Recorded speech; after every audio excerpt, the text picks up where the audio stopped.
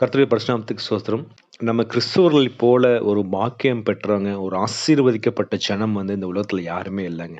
ஏன்னு சொல்றேன்னு கேட்கிறீங்களா? நம்ம தேவன நம்ம எங்க இருக்கிறோமோ, வீட்லயோ, ஆஃபீஸ்லயோ, ரோட்லயோ, பைக் ஓட்டும்போதோ, கார் ஓட்டும்போதோ, நம்ம அவர தொழுது கொண்டோம்னா, அவர் நம்ம கூடவே இருக்கிறார். அவர் நம்முடைய ஜெபங்களுக்கு பதில் கொடுக்கிற தேவனா இருக்கிறார். அதனால தான் வசனம் உபாகமம் 4:7 நீங்க வாசிச்சீங்கன்னா, நம்முடைய தேவனாகிய கர்த்தரை நாம் தொழுது கொள்ளுகிற போதெல்லாம் அவர் நமக்கு சமீபமாய் இருக்கிறது போல, தேவனை இவ்வளவு சமீபமாய் பெற்றிருக்கிற வேறே பெரிய ஜாதியும் இது அப்படின்னு சொல்லி உபாகமத்துல போடப்பட்டிருக்கிறது.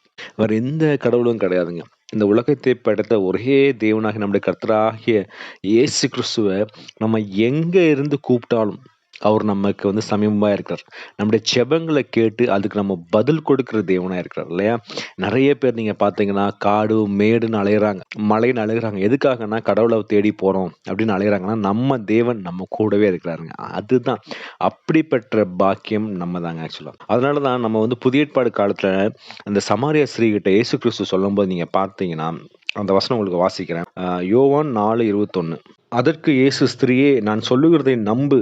நீங்கள் இந்த மலையிலும் எருசலேமில் மாத்திரமல்ல, எங்கும் பிதாவை தொழுதுகொள்கிற காலம் வருகிறது. இயேசு கிறிஸ்து சொல்றாரு, நீங்க மலையிலயும், எருசலேம்லயும் பிதாவை தொழுது கொள்ள தேவையில்ல. பிதாவை எங்கேயுமே தொழுது கொள்ற காலம் வந்துருச்சு. எப்ப வந்துச்சுன்னா, இயேசு கிறிஸ்து வந்ததுக்கப்புறம். அததான் நீங்க 23ஆம் வசனம் வாசிச்சீங்கன்னா, உண்மையாய் தொழுது கொள்ளுகிறவர்கள் பிதாவை ஆவியோடும் உண்மையோடும் தொழுது கொள்ளும் காலம் வரும். அது இப்பொழுதே வந்திருக்கிறது. நம்மை தொழுது கொள்ளுகிறவர்கள் இப்படிப்பட்டவர்களாய் இருக்கும்படி பிதாவானவர் விரும்புகிறார். கடவுள நம்ம ஆவியோடும் உண்மையோடும் தொழுது கொள்ளும்போது, நம்ம எங்கிருந்தாலும் நம்ம அவரை தொழுது கொள்ள முடியும். அவர் நமக்கு பதில் சொல்லுகிறவரா இருக்கிறார். இல்ல சமாரியர் கேட்குறாங்க, "ஏன் நான் எருசலேமுக்கு தான் போய் நான் கடவுள தேட முடியுமா?" அப்படின்னு கேட்டதுக்கு இயேசு கிறிஸ்து கொடுத்த அந்த பதில் அப்படி. எங்கனாலும் தேடலாம்.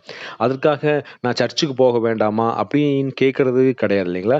சர்ச்சுக்கு நமக்கு எதுக்கு போகணும்னா, நம்ம ஒவ்வொருத்தருக்கும் நம்ம என்ன பண்ணணும், புத்தி சொல்லுகிறவர்களாய், ஆறுதல் சொல்லுகிறதற்காக அந்த சபை கூடுதலை விட்டுவிடக்கூடாதுன்னு சொல்லி எபிரேயர்ல போட்டிருக்குங்க. எபிரேயர்ல 11:25 நீங்க வாசிச்சீங்கன்னா, சபை கூடுகிறதை சிலர் விட்டு விடுகிறது போல நாமும் விட்டு விடாமல் ஒருவருக்கொருவர் புத்தி சொல்லக் கடவோம். நாளானது சமீபமாய் இருக்கிறது.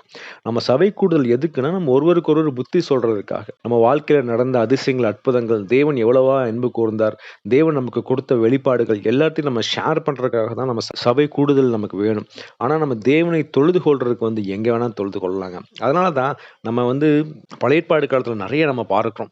எக்ஸாம்பிளுக்கு தானியேல் பாருங்க. தானியேல் சிங்க குகையில இருந்து நம்ம பிரேயர் பண்றார். இல்ல, அவரு கூட கடவுள் இருக்கிறார். யோசேப்ப பார்க்கிறோம். யோசேப்பு ஜெயில்ல இருக்கிறார். ஜெயில்ல தேவன் அவரு கூட இருக்கிறாருங்க. புதிய